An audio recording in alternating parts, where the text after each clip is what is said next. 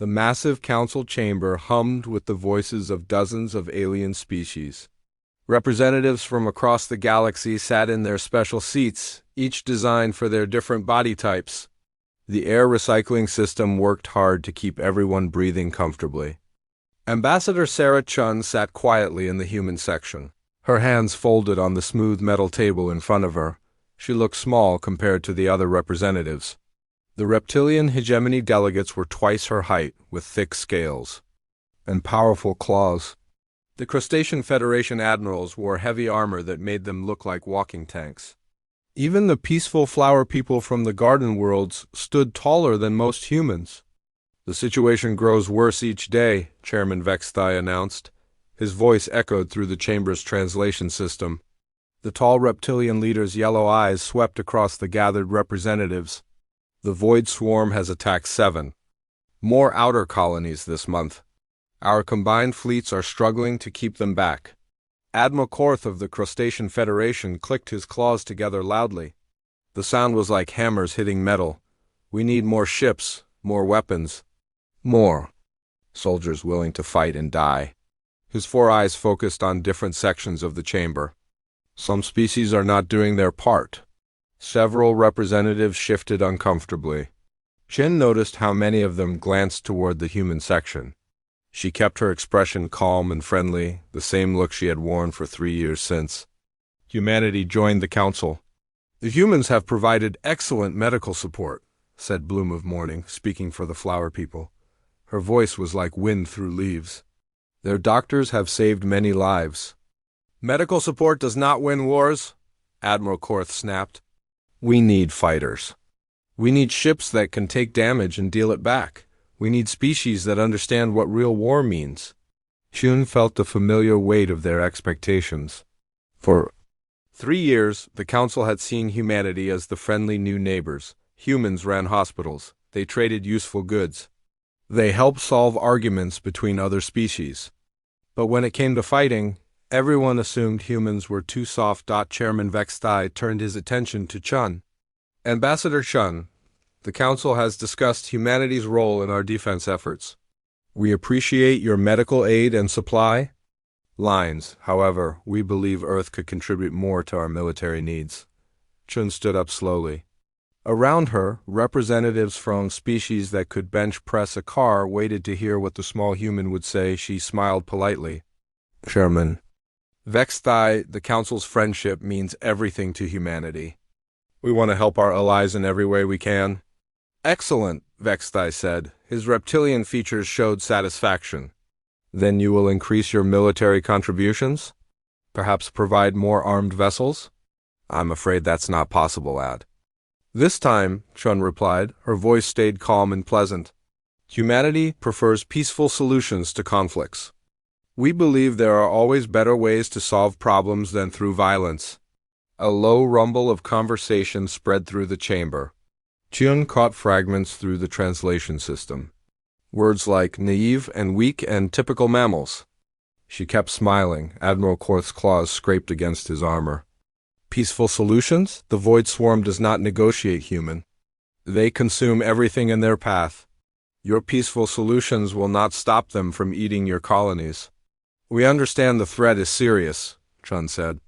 "That's why we're happy to continue supporting the war effort through medical aid, supply runs, and refugee assistance. These roles are just as important as combat operations." The chamber erupted in noise. Representatives from warrior species shook their heads.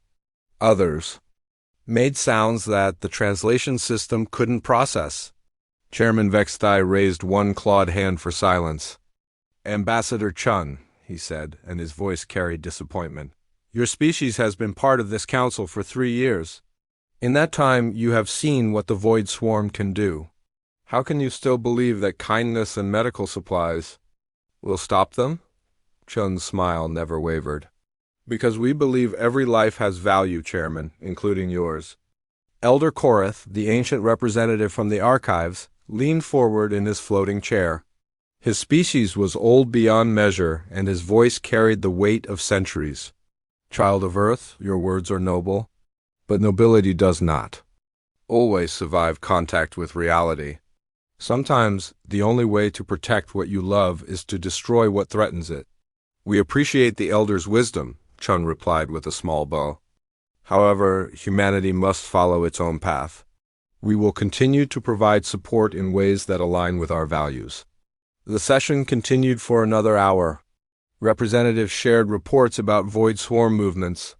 They discussed resource allocation and fleet movements. Through it all, Chun took careful notes and asked thoughtful questions about logistics and medical needs. When the session ended, groups of representatives gathered to discuss the human problem.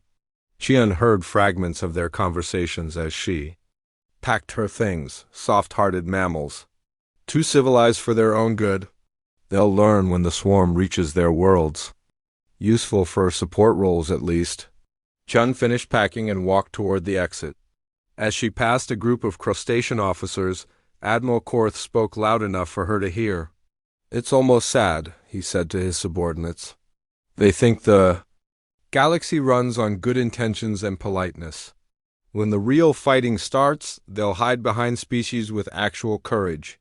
Chun paused for just a moment. Something flickered across her face, too quick for the aliens to notice. Then she continued, walking, her steps making soft sounds on the metal floor. The human quarters were located in the diplomatic section of the station. The halls were quieter here, designed for a species that preferred less noise and chaos. Chun's office was small but comfortable. With a view of the stars outside, she sat at her desk and activated the secure communication system. The screen lit up with the symbol of Earth Command. After a few seconds, the face of Director Hassan appeared. "Ambassador," Hassan said. "How did the council session go?" "As expected," Chun replied. "They want us to increase military contributions." I declined. Citing our preference for peaceful solutions, Hassan nodded. "Good, and their reaction?" "They think we're naive pacifists who are too civilized to understand real warfare." Chun's polite smile was gone now. In its place was something much colder. Admiral Korth made several comments about mammals being too soft for serious fighting. "Maintain Protocol 7, Hassan said. "Defensive posture only, medical aid supply runs, refugee support. Let them continue thinking we're harmless." "Director," Shin said, "how long do we maintain this facade?" "Some of their species are genuinely struggling against the void swarm. The flower people lost an entire colony last week. Their children ... Double quote Hassan's expression softened slightly. "I know, Sarah, but they're not ready to know what humanity really is, not yet. If they understood what we're capable of, everything would change. Some would fear us. Others would try to use us. The balance we've built would collapse." Chun nodded, though her expression showed the weight of the decision. "What? If the void swarm breaks through their lines? What if they reach Earth?" "Then we stop being polite," Hassan said simply. "But until that moment comes, we stay in character. The galaxy isn't ready for humanity to take off the gloves." The communication ended, leaving Chen alone with the stars. She opened her personal files and began updating her reports. Her notes detailed every species' military capabilities, their tactical preferences, their technological strengths and weaknesses, information that humanity had been gathering for 3 years while playing the role of helpful neighbors. On her secondary screen, she monitored communications from across the galaxy, supply convoys moving through space lanes, medical ships responding to emergencies, refugee vessels carrying survivors from attacked colonies. All of them flew human flags and carried human crews. What the Council didn't know was that every medical ship carried enough firepower to level a city. Every supply convoy was protected by vessels that could outfight anything in the known galaxy. Every refugee rescue operation was also a reconnaissance mission, gathering intelligence on void swarm tactics and technology. Chun finished her reports and prepared for sleep. Tomorrow would bring another council session, more discussions about military needs, more polite refusals from the harmless human representative. Outside her window, the stars looked peaceful. But Qian knew that in the darkness between them, ancient things stirred. Things that ate civilizations and left nothing but empty space behind. things that were moving closer to Council space with each passing day. She also knew that when those things finally met humanity in open battle, the galaxy would learn something new about the species that preferred peaceful solutions. They would learn why humans had been so insistent on solving problems with words instead of weapons. It wasn't because humans were weak. It was because they remembered what happened when they stopped being polite. Chun turned off the lights and settled into bed. Her last thought before sleep was a prayer that the Council would never have to see humanity with the gloves off. For everyone's sake. Captain Marcus Rodriguez stood on the bridge of his ship, watching the stars drift past on the main screen. The polite request moved through space at a steady pace, its engines humming quietly. To anyone watching from outside, it looked like a simple human merchant vessel carrying supplies between systems. The ship's registry listed it as a cargo hauler. Its transponder broadcast peaceful intentions. Its crew wore the simple uniforms of civilian traders. But appearances could be deceiving. "Captain," said Lieutenant Park from the communications station, "we're receiving multiple distress signals from the Kepler outer rim. Looks like the Void Swarm hit 3 colonies simultaneously." Rodriguez frowned as he read the reports flowing across his screen. The attacks had been coordinated and brutal. The Council's defense fleets had responded quickly, but they were too late. Thousands were dead or missing. "Any Council ships in the area requesting assistance?" Rodriguez asked. "Several, sir. Most are asking for medical support or evacuation help. But there's one emergency beacon that's different." Park's fingers moved across her console.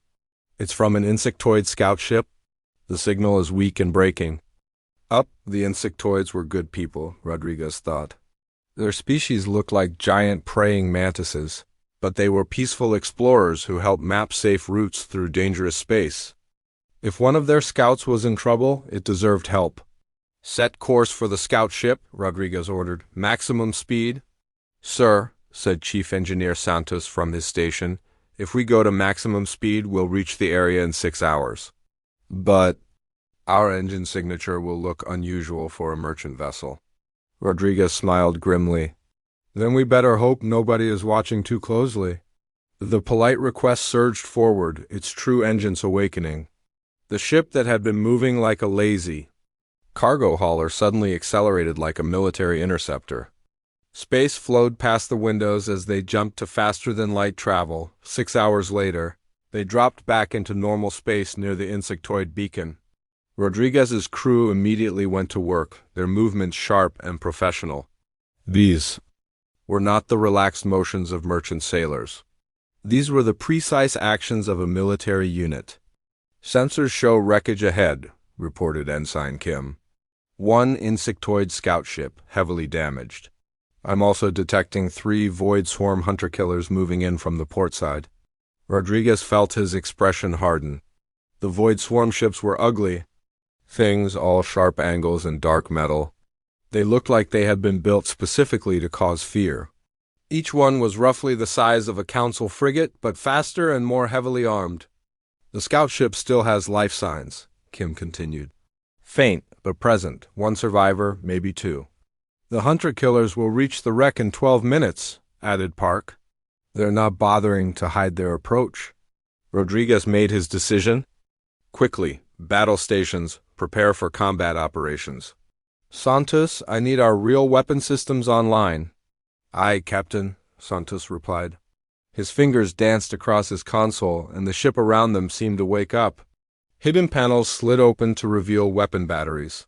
The cargo bays reconfigured themselves into missile tubes. The merchant vessel polite request became something else entirely. "Remember," Rodriguez announced to his crew, "we're still supposed to be a simple trading ship, so let's make this look easy." The 3 Void Swarm ships moved in perfect formation, closing on the damaged insectoid vessel. They seemed confident, probably expecting no resistance from whatever rescue ships might arrive. The Council's response times were well known, and no serious military assets should be in the area yet. They did not expect to meet the polite request. Rodriguez's ship swept in from above, coming in at an angle that put it between the hunter-killers and their target. The Void Swarm ships immediately changed course to engage this new threat. "They're targeting us," Kim reported. "Energy weapons charging, they're not even trying to communicate." "Typical," Rodriguez muttered. "Santos, show them what happens when they threaten our friends." The first Void Swarm ship fired, sending a stream of purple energy toward the polite request. The beam should have cut through the merchant vessel's shields and hull like paper. Instead, it struck military-grade defensive screens and scattered harmlessly into space. Rodriguez's return fire was immediate and precise. Twin particle beams lanced out from hidden weapons pods, striking the attacker's engine section. The Void Swarm ship exploded in a brilliant flash of light. The second hunter-killer tried to flank them, moving fast and firing constantly. Rodriguez's crew responded with calm efficiency. Point defense lasers swatted aside incoming missiles. Counter-battery fire destroyed the enemy's weapon systems. A final spread of plasma torpedoes finished the job. The third Void Swarm ship tried to run. It lasted exactly 47 seconds. "All targets destroyed," Kim reported. "The area is clear." "Time from first contact to mission completion?" Rodriguez asked. 3 minutes, 18 seconds, Park replied. Rodriguez nodded with satisfaction. "Good work, everyone. Now let's see about our insectoid friend." The rescue operation took longer than the combat. The scout ship was badly damaged, its hull breached in several places. Rodriguez's team worked carefully to extract the survivor without causing further injury. The insectoid they pulled from the wreckage was named Zixlac. He was unconscious when they found him, but the ship's medical bay brought him back to health. Quickly, when he finally woke up, his large compound eyes focused on Rodriguez with confusion. "Where am I?" Zixlac asked. His voice came through the translation system as a series of clicks and whistles. "You're safe," Rodriguez said gently. "You're aboard the human vessel Polite Request. We responded to your distress beacon." Zixlac's head tilted in the way insectoids showed surprise. "Human? But humans are not warriors. You run medical ships and cargo vessels?" "We do indeed," Rodriguez replied with a straight face. "This is a cargo vessel. We were delivering medical supplies to the outer colonies when we heard your beacon." "But the Void Swarm ships," Zixlac said, his confusion growing. "There were 3 hunter-killers. How did a cargo ship?" "We got lucky," Rodriguez said calmly. "Right place at the right time. The hunter-killers must have had some kind of malfunction. They exploded just as we arrived." Zixlac stared at him. Even with the translation system, Rodriguez could tell. The insectoid didn't believe a word of it. But Zixlac was also smart enough to recognize that the humans had saved his life, and smart enough not to ask too many uncomfortable questions. As they traveled toward the nearest council station, Zixlac had time to observe the human crew. What he saw didn't match what everyone knew about humans. The crew moved with military precision. Their cargo bay contained medical supplies, but also equipment that looked suspiciously like weapon components. The ship's navigation sensors were far too sophisticated for a simple merchant vessel. Most telling of all, Rodriguez's crew treated him with the easy confidence of professional soldiers. They were polite and helpful, but underneath the friendly surface was something harder. These were people who had seen combat and won. "Captain Rodriguez," Zixlac said during their second day of travel, "may I ask you something?" "Of course," Rodriguez replied. They were sitting in the ship's small mess hall, sharing a meal. "How long have you been running cargo between the outer colonies?" Rodriguez smiled. "Oh, about 3 years now. Ever since humanity joined the council. We like to help our neighbors." "And in that time, how many Void Swarm encounters have you had?" "This was our first," Rodriguez said easily. "Quite exciting, really. We're just grateful everyone made it out safely." Zixlac nodded slowly, but his compound eyes were studying Rodriguez's face, looking for tells. "Your crew handles emergencies very well for civilian traders. We train for emergencies," Rodriguez replied. "Space can be dangerous. It pays to be prepared." That evening, Zixlac made his own preparations. Using his personal communicator, he sent a carefully worded message to his superiors in the Insectoid Navigation Guild. The message contained his official report about the rescue, but it also included some personal observations. The humans, he wrote, were not what they seemed. Meanwhile, in the ship's secure communications room, Rodriguez was having his own conversation with Earth Command. "Mission successful," he reported to Director Hassan. "1 insectoid rescued, 3 void swarm. Units eliminated. No damage to our ship or crew." "Any complications?" Hassan asked. The survivor is observant. He knows something doesn't add up about our cover story. Hassan frowned. How much does he suspect? Hard to say. He's not asking direct questions, but he's clearly thinking. Insectoids are natural navigators. They notice details that other species. "Miss, can you maintain the deception until you reach the council station?" Rodriguez considered the question. "Probably. But Director, this won't be the last time. The Void Swarm is getting more aggressive. Our patrol ships are making contact more frequently. Sooner or later, someone is going to see something they can't explain away." Hassan was quiet for a long moment. "Maintain Protocol 7 for now, but start preparing the crew for the possibility that our cover might not hold much longer." "Understood, sir." The conversation ended, leaving Rodriguez alone with his thoughts. Through the bulkhead, he could hear his crew going about their duties. They were good people, professional soldiers, who had signed up to protect humanity and its allies. But they were also tired of pretending to be something they weren't. For 3 years, ships like the Polite Request had patrolled the galaxy's shipping lanes. They carried legitimate cargo and provided real medical aid, but they also watched and waited. They gathered intelligence on potential threats and maintained a hidden defensive network that spanned dozens of star systems.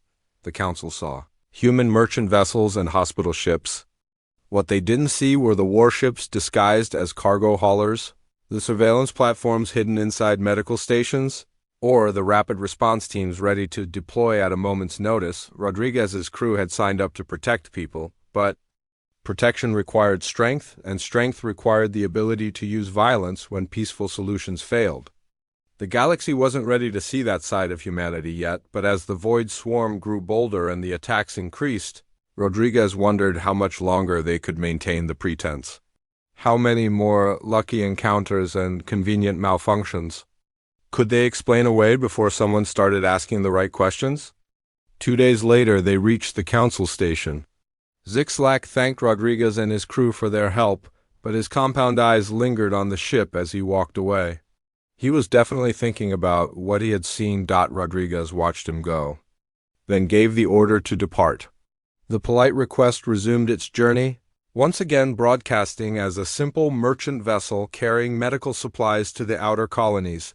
But in the ship's secure files, Rodriguez added another report to humanity's growing intelligence database. The Void Swarm was adapting its tactics. Their ships were better coordinated than before, and they were moving deeper into council space with each attack. Soon, Rodriguez thought, the time for polite pretenses would end. Soon the galaxy would see what humanity really looked like when the gloves came off. The emergency session of the Galactic Council was unlike anything in the organization's history. Alarm sirens echoed through the station corridors while emergency lights bathed everything in red. Representatives rushed to their seats, many still wearing sleeping clothes or environmental suits. Chairman Vexthai's scales had turned a darker shade of green, a sign of extreme stress in his species. His clawed hands shook as he activated the main display screen. The holographic image showed the Council's capital system, Harmony Prime, surrounded by a massive fleet of Void Swarm ships. "The attack began 6 hours ago," Vexthai announced. His voice carried poorly disguised panic. "They came out of dark space in numbers we have never seen before. Thousands of ships organized into perfect formations." Ambassador Chun sat in her usual place, watching the tactical display with careful attention. The human section seemed strangely calm compared to the chaos around them. While other species representatives shouted questions and demands, Chun simply took notes. Admiral Korth's armor bore fresh damage from the battle. His ship had barely escaped the initial assault. "We lost 60% of our combined fleet in the first hour," he he reported. Their ships are faster than our intelligence suggested. Their weapons cut through our shields like they were not there. Elder Korath's ancient face showed deep concern. In all my centuries, I have never seen such coordination from the void. Swarm, they are not acting like simple predators anymore. This is military strategy. The display updated to show the current situation. Red markers indicated void swarm positions surrounding the capital world. Blue markers showed the remaining council forces, scattered and desperate. The math was simple and terrible. How long until they reach the planet? Asked Blue Morning. The flower person's voice trembled like leaves in a storm. At their current rate of advance, 18 hours, Admiral Korth replied. Maybe 20 if we can slow them down. But we don't have enough ships left to mount a real defense. Chairman. Vexthai turned toward the human section. His yellow eyes focused on Ambassador Chun with desperate hope. Ambassador Chun, we must ask humanity for any assistance you can provide. Any ships, any weapons, any support at all. Chun stood slowly, her movements calm despite the chaos around her. Every eye in the chamber focused on the small human woman. Chairman Vexthai, you have our deepest sympathy for this terrible situation. Of course, humanity will help our friends in their time of need. Relief washed across many faces. Finally, the humans would contribute something meaningful to the defense effort. However, Chun continued, I should mention that we will need to adjust our operational parameters for this situation. Admiral Korth's claws clicked impatiently. What do you mean, operational parameters? We need ships and weapons, not bureaucratic language. Chun's smile remained perfectly polite. I mean that our usual peaceful approach may not be sufficient. For dealing with the void swarm, we may need to take a more direct stance. Any help is welcome, Vexthai said quickly. What can humanity provide? I will need to contact Earth Command for authorization, Chun replied. Please give me 1 hour to arrange our response. A council session went into recess while Chun made her calls. Representatives gathered in small groups, whispering about what the humans might contribute. Most hoped for additional medical ships or supply vessels. A few optimists thought Earth might send some lightly armed escort ships. None of them expected what actually happened. Chun's conversation with Earth Command was brief and decisive. Director Hassan, the Void Swarm has launched a major assault on the Council Capital System. Chairman Vexthai has formally requested our assistance. Hassan's face on the screen looked grim but unsurprised. Estimated enemy strength? Thousands. Of ships, they destroyed most of the Council fleet in the opening engagement. Admiral Korth estimates 18 hours before they reach the planet. And the Council's remaining defensive capabilities? Minimal. They're desperate, Director. This is a complete defeat unless something changes. Hassan was quiet for a long moment. Sarah, you understand what this means? If we intervene at full capacity, there's no going back to Protocol 7. The secret will be out. Chun nodded. I understand, sir, but if we don't act, millions of innocent people will die, including species that have been nothing but kind to. U.S. authorized, Hassan said simply, full deployment. All available assets. Tell General Wong she has permission to remove the hostile entities. Sir, Chun said carefully, what should I tell the Council about our capabilities? Hassan's expression was unreadable. Tell them the truth, that humanity takes the protection of our friends very seriously. When the Council session resumed, Chun delivered her response. The Earth government has authorized full military support for the defense of Harmony Prime, she announced. Our forces will arrive within 6 hours. Admiral Korth looked confused. Your forces? Ambassador, with respect, humanity's merchant marine cannot possibly make a difference against a fleet of this size. Chun's polite smile flickered for just a moment. Admiral Korth, I think you may be operating under some incorrect assumptions about humanity's capabilities. Before anyone could ask what she meant, the Chamber's communication system activated. A new voice, crisp and professional, filled the room. Harmony Prime Control. This is General Patricia Wong of the Earth Defense Force First Fleet. We are dropping out of hyperspace and requesting immediate tactical updates. The main display screen switched to external sensors. What appeared in space above Harmony Prime made every representative in the chamber fall silent. Ships materialized out of hyperspace in perfect formation. But these were not the small medical vessels and cargo haulers the Council had seen before. These were warships, massive and menacing, bristling with weapons that dwarfed anything in the known galaxy. The lead ship alone was 3 times the size of Admiral Korth's flagship. Its hull was dark gray metal covered in sensor arrays and weapon batteries. Along its sides, launch bays opened to reveal fighters and bombers in numbers that made the Admiral's head spin. "Impossible," whispered Elder Korth. "Those ships, where did they come from?" "They've been there all along," Chun replied quietly. Waiting, more ships appeared. Destroyers and cruisers and massive dreadnoughts that looked like they could crack planets. The human fleet spread out across the system in formations that spoke of long practice and professional competence. General Wong's voice came through the communication system again. "Harmony Prime Control, this is General Wong. We have visual contact with hostile forces. Requesting permission to engage." Chairman Vextai found his voice.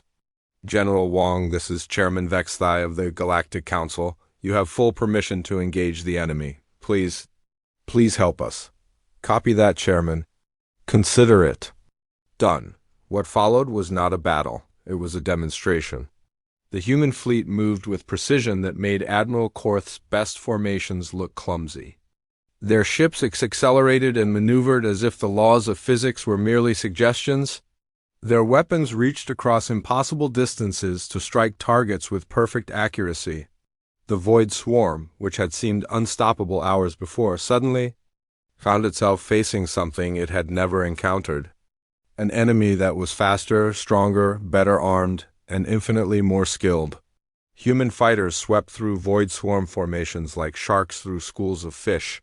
Their bombers delivered payloads that could destroy entire enemy squadrons. With single strikes, the capital ships methodically eliminated larger targets with weapons that turned matter into energy. "How are they doing this?" Admiral Korth asked, his voice barely a whisper.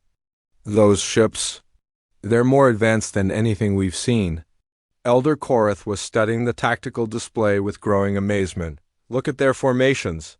Look at their coordination. This is not improvised. They have done this before." The truth was even more shocking than the old historian realized. The human fleet moved with such precision because they had been planning for this moment for 3 years. Every ship knew its role. Every captain understood the battle plan. Every weapon had been tested and calibrated for maximum efficiency. As the Council representatives watched in stunned silence, the massive Void Swarm fleet was systematically destroyed. Ships that had terrified the galaxy's greatest military minds were reduced to scrap metal and energy clouds. "Target designation Void 77 eliminated," came a calm report from one of the human ships. "Moving to engage Void 78, confirmed, Hunter Squadron. Good shooting." The casual professionalism in their voices was perhaps the most terrifying thing of all. These humans were not struggling against a superior enemy. They were conducting routine operations with the same calm efficiency that other species used to file paperwork. Within 4 hours, it was over. The Void Swarm fleet that had represented the greatest threat in galactic history had been completely eliminated. Not a single enemy ship escaped. "Harmony Prime Control, this is General Wong. All hostile contacts have been neutralized. The system is secure." Chairman Vextai stared at the display screen showing empty space where thousands of enemy ships had been. "General Wong, on behalf of the Galactic Council, how do we even begin to thank you?" "No thanks necessary, Chairman. We protect our friends." Elder Korth's ancient voice cut through the celebration. "Ambassador Chun, I must ask the question that everyone is thinking. Where did these ships come from?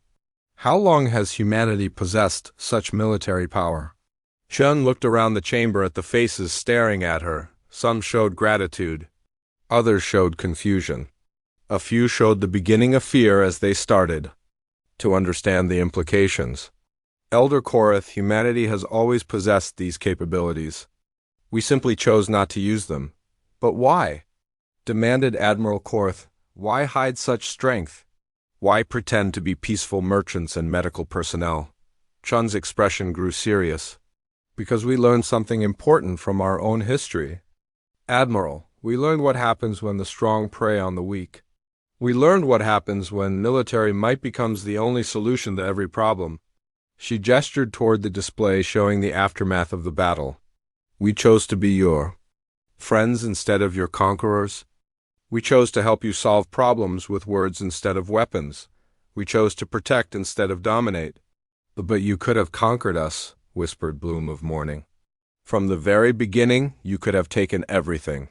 Yes, Chun admitted, we could have. That's exactly why we didn't. The chamber fell silent as the implications sank in. For 3 years, the most powerful military force in the galaxy had been sitting at their table, pretending to be harmless neighbors. For 3 years, humanity had been strong enough to rule the galaxy and had chosen instead to serve coffee at diplomatic meetings. Chairman Vexthias' voice was very quiet when he spoke.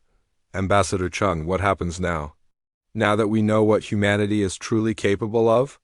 Chun's smile returned, but it was different now, warmer, more genuine. Now, we continue being friends, Chairman.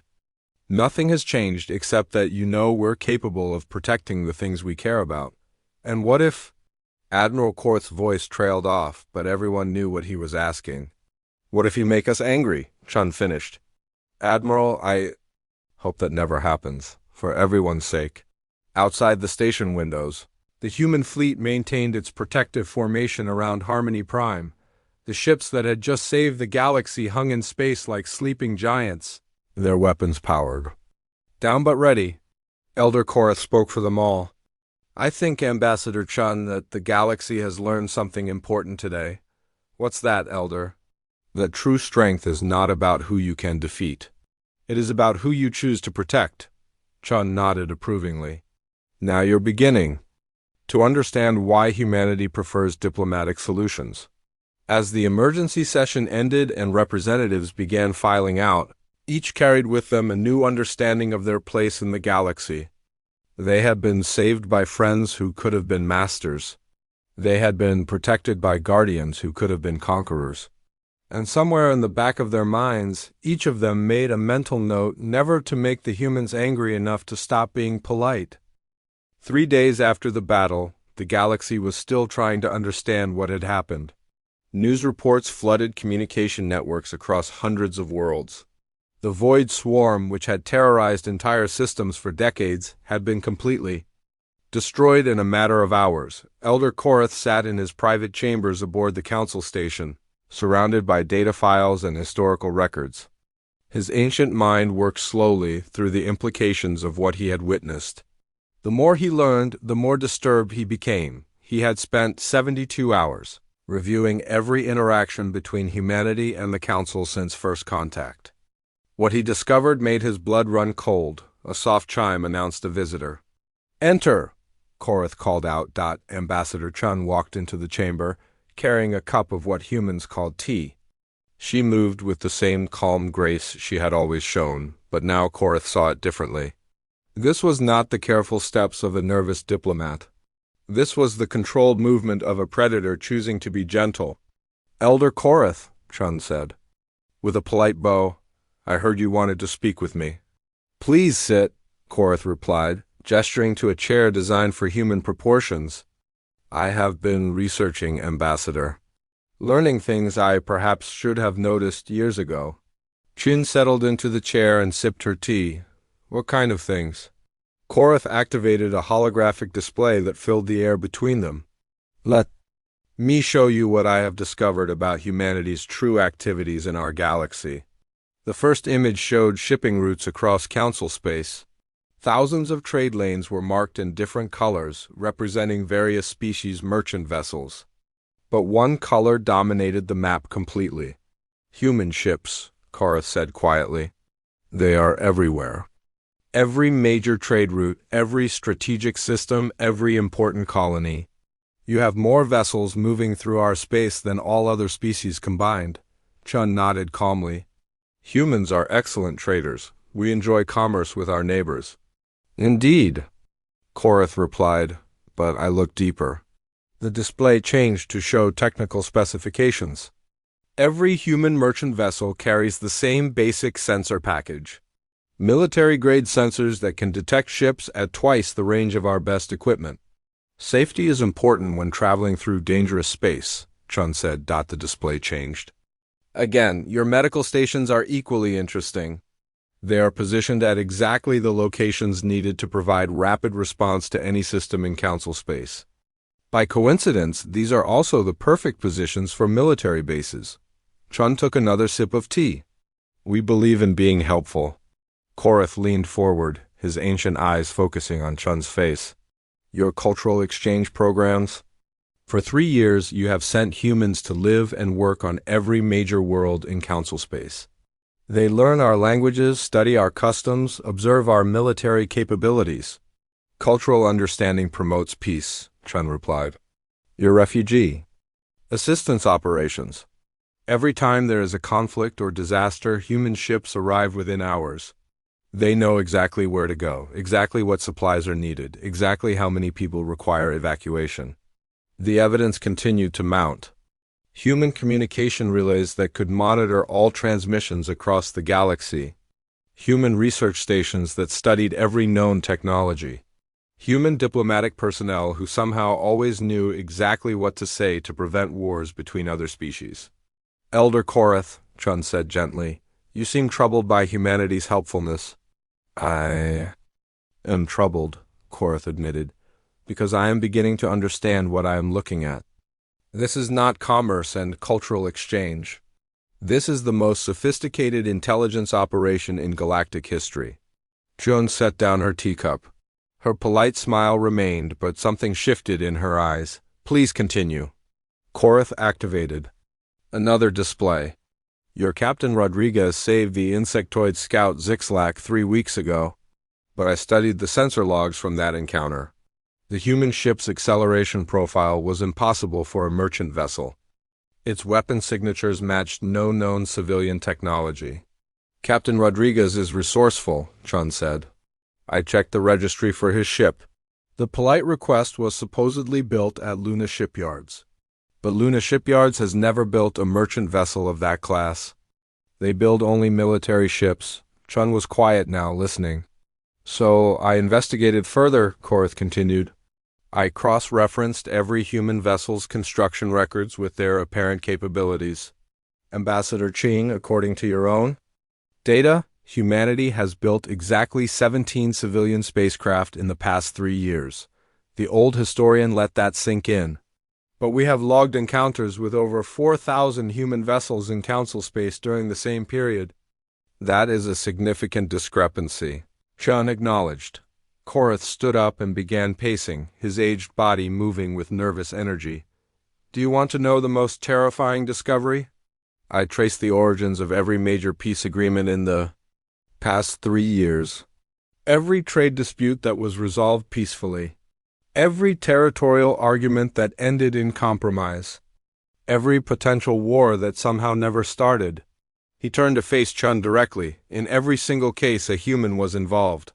A human diplomat who suggested the perfect solution. A human trader who provided just the right economic incentive. A human cultural exchange student who happened to know exactly the right people. Chun listened without interrupting. You did not just watch us, Korath said, his voice filled with awe and terror. You managed us. For 3 years, humanity has been preventing conflicts, steering negotiations, and shaping political outcomes across the entire galaxy. We prefer peaceful solutions, Chun replied calmly. But that is not the worst part, Korath continued. The worst part is what it means about your capabilities. To conduct intelligence operations on this scale, to coordinate activities across hundreds of star systems, to predict and prevent conflicts before they start, the level of organization and planning required is staggering. He sat back down, suddenly looking every one of his many centuries.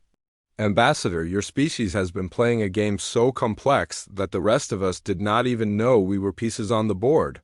Chun finished her tea and set the cup aside. Elder Korath, you are a very wise being. Tell me, what do you think this means? It means, Korath said slowly, that humanity could have conquered our entire civilization within weeks of first contact. Not through superior weapons, though you clearly have those. Through superior understanding of how we think, how we react, how we can be influenced. And yet we did not conquer you, Chun pointed out. No, Korath agreed. You became our friends. Instead, but why? Why choose the difficult path of manipulation and management when domination would have been so much easier? Chun stood up and walked to the window. Outside, human ships maintained their protective formation around the station. Tell me, Elder, what do you know about Earth's history? Very little, Korath admitted. Humans share almost no information about your homeworld's past. We are a species that has experienced war, Chun said quietly. Not the clean, honorable conflicts between star empires that your people remember. Real war, total war. Wars where entire populations were exterminated. Wars where survival meant becoming monsters. She turned to face him. We learned what happens when the strong prey on the weak. We learned what happens when one group decides that another group does not deserve to exist. We learned these lessons through rivers of blood and cities full of ashes. And this taught you restraint? Korath asked. It taught us responsibility. Chun corrected. When you have the power to destroy civilizations, you have a responsibility to protect them instead. When you have the ability to control others, you have a duty to guide them toward their own best interests. Korath was quiet for a long moment, but the deception. The lies about your capabilities, was that necessary? Chun's expression grew. Sad. What would have happened if we had arrived in your galaxy and announced that we were the most advanced military power you had ever encountered? How would your species have reacted? Korath thought about it. Fear, some species would have. Tried to ally with you for protection. Others would have seen you as a threat to be eliminated. And then, Chun prompted, arms races, preemptive strikes. Alliance systems designed to contain your power. Political instability as governments fell and new ones rose based on their stance toward humanity.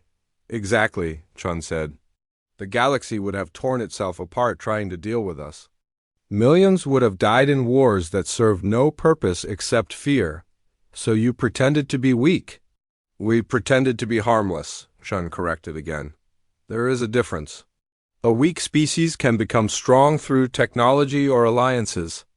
A harmless species chooses not to harm others even when it could. Korath activated his display one more time. Ambassador, I have one final question. According to my research, humanity monitors every major star system, every political development, every technological advancement in council space. You know, our military capabilities better than we do. You understand our psychology, our fears, our weaknesses. Yes, Chun confirmed. If any species in the council ever became a threat to humanity, what would happen to them? Chun was quiet for a very long time. When she finally spoke, her voice was gentle but absolutely certain. Elder Korath, I hope we never have to answer that question. The old historian felt a chill run through his ancient bones. The implication was clear. Humanity did not just have the ability to destroy any potential enemy. They had already identified every possible threat and prepared countermeasures. How many of us would survive if humanity decided we were enemies instead of friends? He asked. All of you would survive, Chun replied immediately.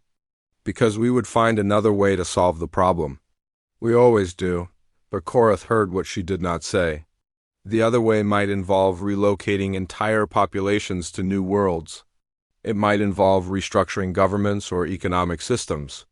It might involve changes so fundamental that the original civilization would cease to exist even though the people survived.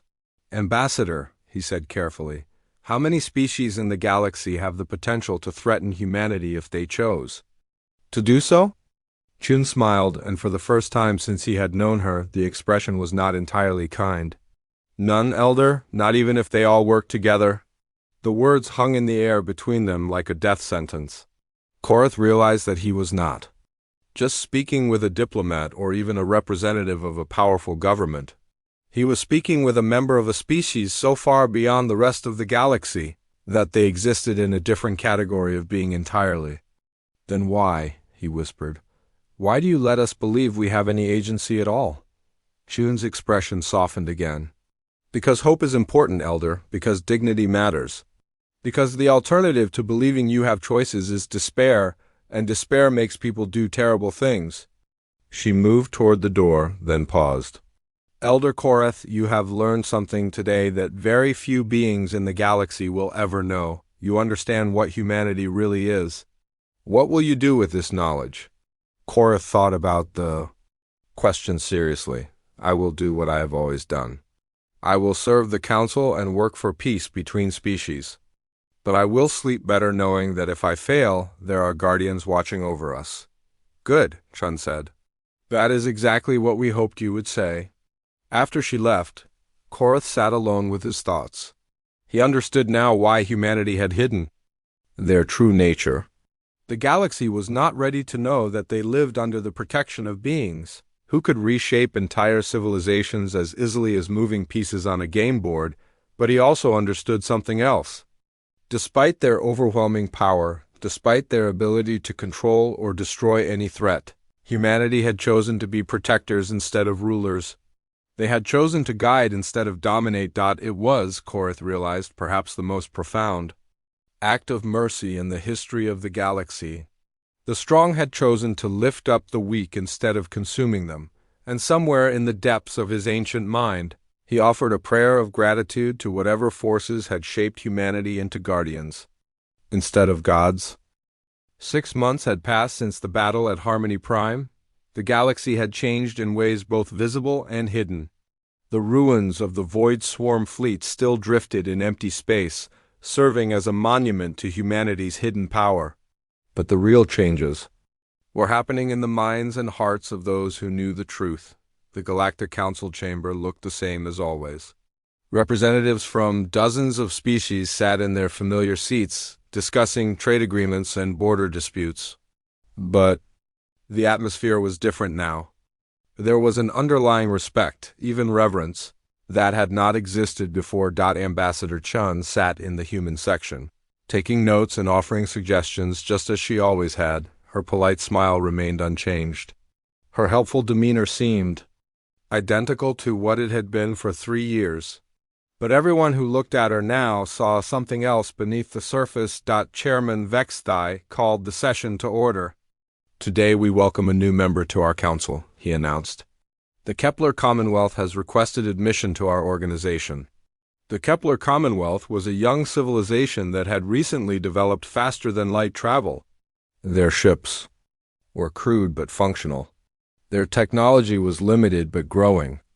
They were exactly the sort of species that the Council loved to guide and protect. The Keplerian ambassador was a tall, thin being with gray skin and large black eyes. She moved nervously as she approached the speaking platform, clearly overwhelmed by the grandeur of the council chamber. "Honored representatives," she began, her voice shaking slightly, "I am Ambassador Nala of the Kepler Commonwealth. We come seeking friendship and guidance from the great civilizations of the galaxy." Chairman Vexthai nodded approvingly. "Ambassador Nala, the Council welcomes your people. We look forward to helping your civilization grow and prosper in peace." The session continued with the usual formalities. Questions about the Commonwealth's technology, their political structure, their military capabilities. Ambassador Nala answered each question honestly, revealing a species that was hopeful but vulnerable. "Our fleet consists of 47 ships," she explained. "They are sufficient for exploration and light cargo transport, but we recognize they would be inadequate for serious military operations." Admiral Korth leaned forward with interest. "Do you have any experience with hostile forces? Pirates, raiders, territorial disputes with neighboring systems?" Ambassador Nala's expression darkened. "We have encountered the raiders you call the Red Claw Brotherhood. They have attacked 3 of our outer colonies in the past year. We were unable to stop them." Several council members made sympathetic sounds. The Red Claw Brotherhood was a well-known problem. but their hit-and-run tactics made them difficult to track down and eliminate. "The Council can provide protection," Chairman Vextai assured her. "We have patrol ships that monitor the shipping lanes. We can increase their presence in your territory." "That would be most welcome." Ambassador Nala replied with obvious relief. Ambassador Chun had remained quiet throughout the discussion, but now she spoke up. "Ambassador Nala, if I may ask, what are your people's long-term goals? What do you hope to achieve as members of the galactic community?" The Keplerian's large eyes focused on Chun. "We want to learn, Ambassador Chun. We want to grow and become worthy of standing alongside great civilizations like yours." Chun smiled warmly. "That's a noble goal. I'm sure humanity would be happy to help however we can." The session continued for another hour, covering trade agreements and cultural exchange programs. When it finally ended, Ambassador Nala was officially welcomed as the newest member of the Galactic Council. As representatives began filing out of the chamber, Elder Korath approached Ambassador Chun. The ancient historian moved slowly, his centuries of life weighing on his aged body. "Ambassador," he said quietly, "might I have a word?" Chun nodded and followed him to a quiet alcove overlooking the station's central plaza. Through the transparent walls, they could see beings from dozens of species going about their daily business. "What did you think of our new member?" Korath asked. "The Keplerians seem like good people," Chun replied. "Young and hopeful. They remind me of humanity when we first discovered faster-than-light travel." Korath studied her face carefully. "And their problem with the Red Claw Brotherhood?" "Pirates are always a concern for developing civilizations," Chun said neutrally. "Indeed," Korath agreed. "I suppose the Council's patrol ships will need to be more vigilant in that region." Chun's smile remained pleasant. "I'm sure the problem will resolve itself soon." The old historian felt a familiar chill. In the months since learning the truth about humanity, he had become skilled at reading between the lines of Chen's polite responses. The Red Claw Brotherhood had just been marked for elimination, though they would never know what hit them. 2 weeks later, reports began filtering in from the Outer Rim. The Red Claw Brotherhood's main base had been discovered by Council forces and destroyed in a brief but decisive battle.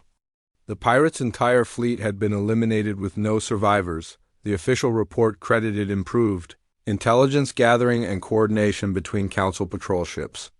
Nobody mentioned that human vessels had been seen in the area, or that the attack had been carried out with the same surgical precision that had destroyed the Void Swarm. Ambassador Nala sent a message of gratitude to the Council. Her people were safe, and their colonies could develop in peace. She never learned that humanity had quietly removed a threat that could have crippled her civilization's growth. The pattern continued over the following months. New species would join the Council, bringing their problems and challenges. Each time, Chin would listen politely and offer humanity's assistance. Each time, the problems would mysteriously resolve themselves. A territorial dispute between two minor species ended when both sides suddenly discovered compelling reasons to compromise. A plague threatening an agricultural world was cured by a new medicine that human researchers had coincidentally just developed. A trade war that could have destabilized an entire sector simply evaporated when market conditions unexpectedly shifted. The galaxy grew more peaceful and prosperous. Conflicts became rare, economic growth accelerated. Scientific advancement increased as species shared knowledge more freely. It was a golden age that seemed to have emerged naturally from the wisdom and cooperation of the Council's members. Only a few beings knew the truth. Elder Korath watched it all with a mixture of admiration and unease.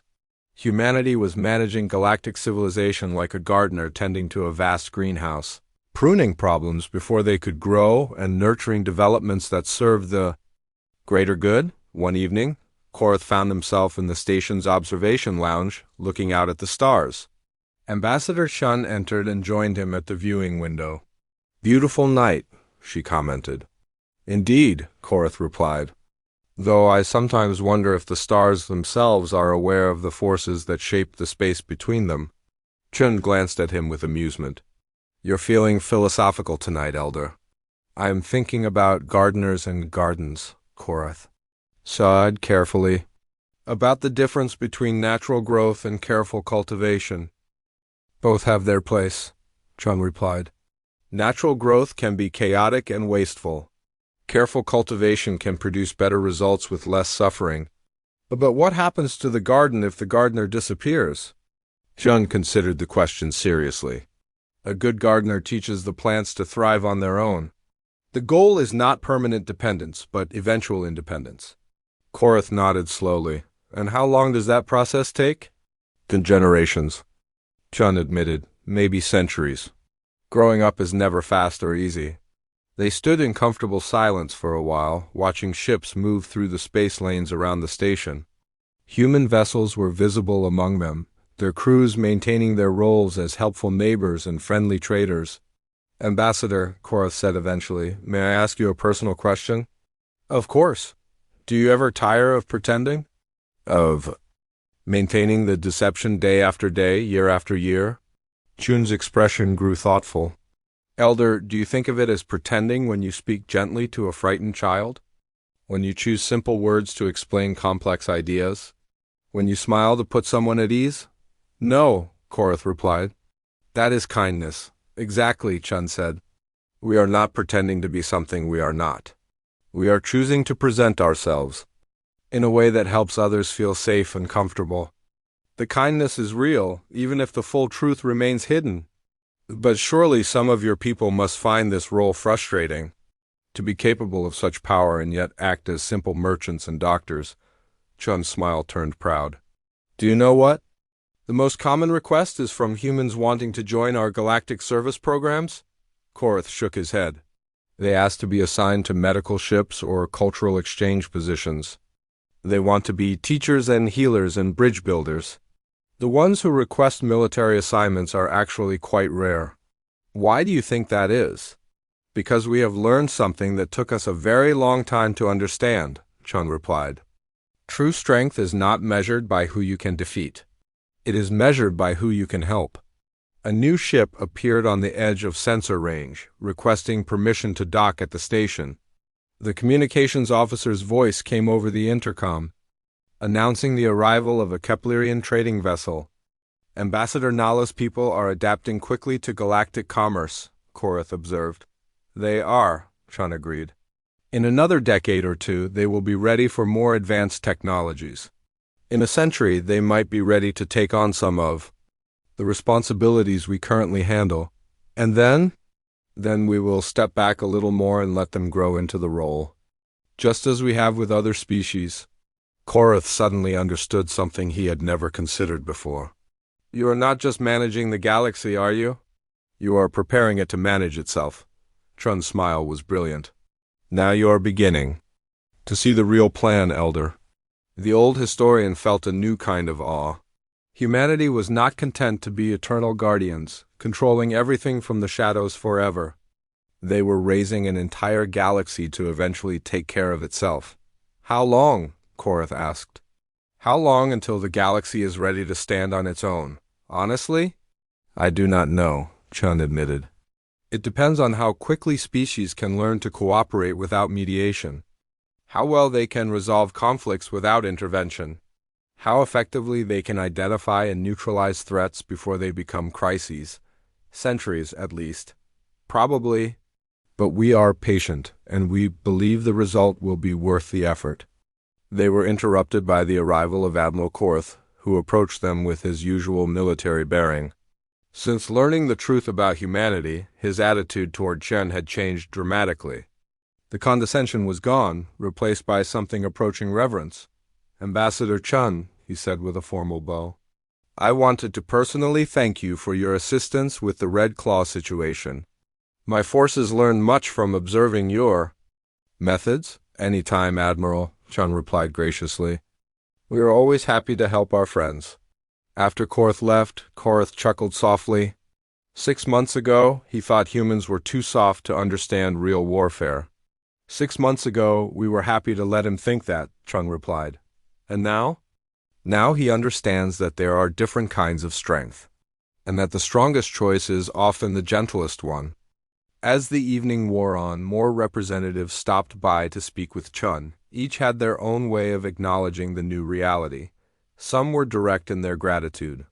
Others spoke in careful metaphors. All of them understood that the galaxy had changed. When the observation lounge finally emptied, leaving only Chun and Korath, the old historian had one final question. Ambassador, what happens when a new species arrives that truly threatens the peace? Not pirates or raiders, but a genuine military power that cannot be managed or guided?